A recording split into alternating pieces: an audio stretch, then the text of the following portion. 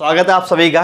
कैसे मेरे प्यारे बच्चों, देखिए आज जो एग्ज़ाम था, जो बहुत अवेटेड एग्ज़ाम था हमारा पटवारी लेखपाल का, जिसके लिए हम सभी ने बहुत लंबे समय से मेहनत करी है, इंतजार करा है, आज फाइनली वो ओवर हो गया है।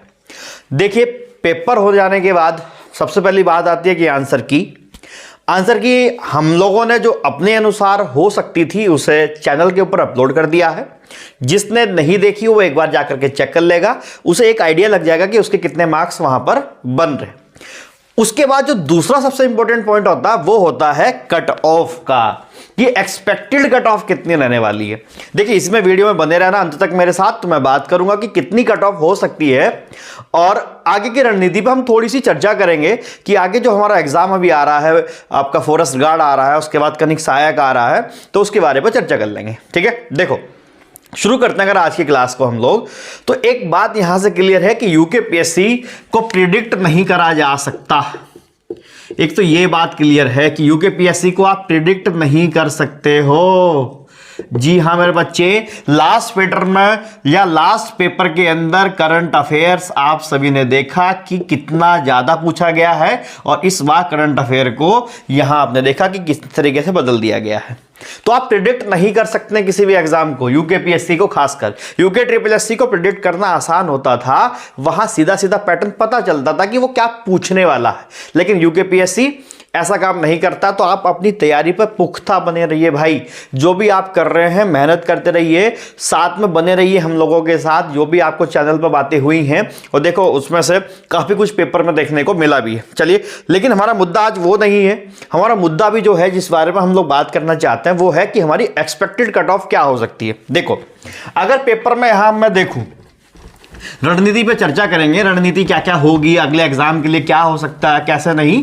तो देखिए अनुमानित कट ऑफ की बात करते हैं। सबसे पहली बात करें अगर हिंदी, तो हिंदी के जो 20 मार्क्स थे, मुझे लगता है कि आई थिंक जो एवरेज स्कोर है वो 16 रहा होगा, कि 16 सवाल तो ऐसे हैं जो हर कोई बच्चा बना पाया होगा एवरेज स्कोर। इसके अलावा देखिए रीजनिंग की बात करें तो रीजनिंग में सब लमसम 7 सवाल हैं, 7 में से 5 सवाल ऐसे हैं जो लगभग सभी ने करे होंगे।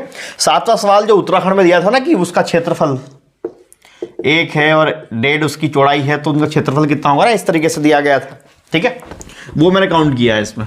इसके अलावा देखिए जीएस वाला जो पोर्शन है लगभग 30 मार्क्स का या 33 मार्क्स के आसपास का जो पोर्शन है, इसके अंदर देखिए आई थिंक मुझे लगता है कि जो 20, 21, 22 के आसपास का जो आपका स्कोर रहा है वो ठीक ठाक स्कोर है। 20 के आसपास एक एवरेज स्कोर रहा है बच्चे का।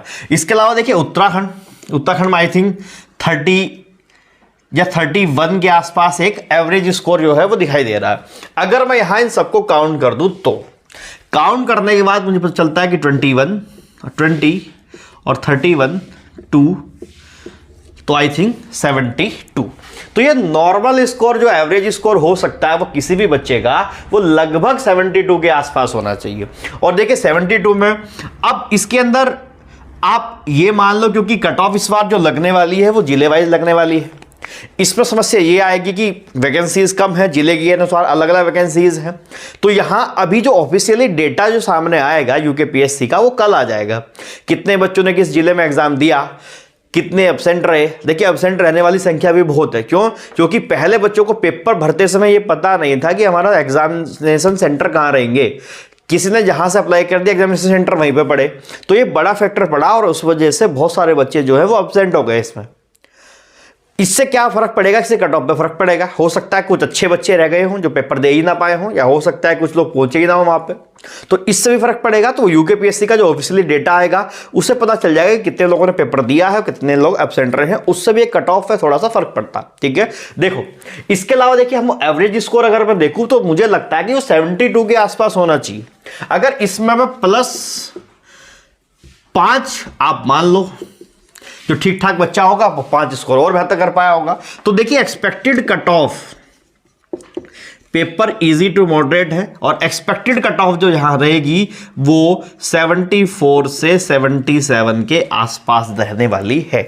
जर्नल की बात कर रहा हूं, जर्नल बॉयज जो एक्सपेक्टेड कट ऑफ रहेगी लगभग देखिए ये जिले वाइज है तो थोड़ा सा डिफर तो करेगी, उस पर मैं एक सेपरेट वीडियो बनाऊंगा कि हर जिले को लेकर के कि कितनी कितनी हो सकती है। लेकिन जनरली अगर मैं पूरे उत्तराखंड की बात करूं तो 74 से 77 के आसपास जनरल कट ऑफ रहने वाली है।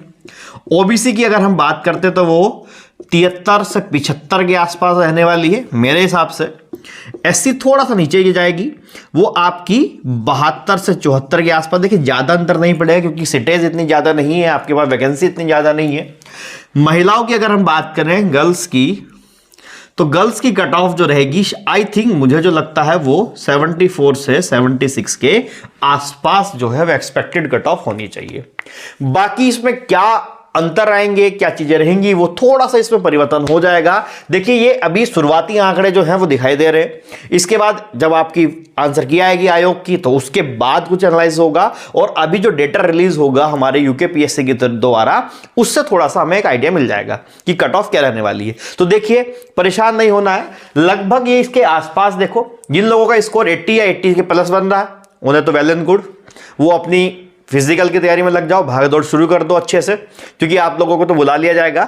जो 75 के आसपास है कम से कम फिजिकल पर अपना ध्यान देना शुरू कर दो भाई, फिजिकल फिर एकदम से नहीं होगा, परेशान हो जाओगे। ठीक है, तो आंसर की आई जाएगी, लगभग एक हफ्ते के अंदर आ जाएगी, तो थोड़ा और क्लियर हो जाएगा कि कहानी क्या है, तो वो देख लेंगे। इसके अलावा देखिए आगे के एग्जाम पे आप थोड़ा फोकस करो। अब जो हो रहा था वो हो गया है, पेपर हो गया है, आपने गोले भर दिए हैं, अब तो बस परेशान होने की जरूरत नहीं है।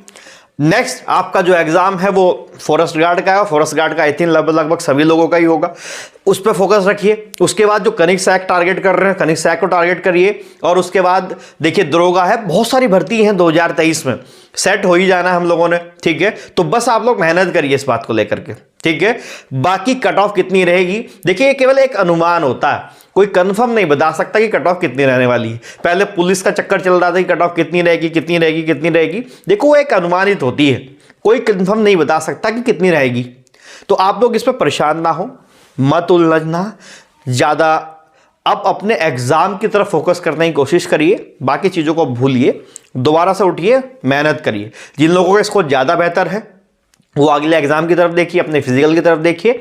और जिन लोगों का स्कोर कम है, देखो भाई ये बात पक्की है कि अगर आप 60 के आसपास हैं तो आपका सिलेक्शन होगा नहीं, ये बात पक्की है इसमें। तो वो लोग क्या करें, 60, 62, 65 वाले अपने नेक्स्ट एग्जाम की तरफ ज़्यादा फोकस रखें भाई, अपना पढ़ाई शुरू कर दें। ठीक है, तो मिलेंगे हम लोग अपनी अगली क्लास में, जिसमें हम बात करेंगे कि आगे की रणनीति को लेकर के, आगे की क्लास को लेकर के, कनिक सैक में जो साइंस बनेगा, साइंस कैसे करना है, किस किस तरीके से क्लासेस चलेंगी, रिवीजन क्लास कैसे चलेंगी। भाई रिवीजन क्लास इंपॉर्टेंट है, वो जरूर देख लेना, सीधे सीधे सवाल उठा के रख दिए गए हैं वहीं से। ठीक है, तो वो जरूर देखेंगे हम लोग, रिवीजन को पक्का करेंगे। और फॉरेस्ट गार्ड के लिए क्या रणनीति रहेगी, उसमें कितनी जीएस की क्लास हम लगा पाएंगे, उन सब चीज़ों पर बात करेंगे। अगली क्लास में बात करूंगा उन सब चीज़ों में। तो अब के लिए आपका जो सवाल है उसका जवाब दे दिया गया है। बहुत सारे मैसेज आए कि कितनी एक्सपेक्टेड कट ऑफ रहेगी, कितनी रहेगी, तो वो मैंने थोड़ा सा एक आइडिया आपको दे दिया है। तो चलिए मिलेंगे फिर हम लोग अपनी क्लास में, तब तक के लिए जय हिंद।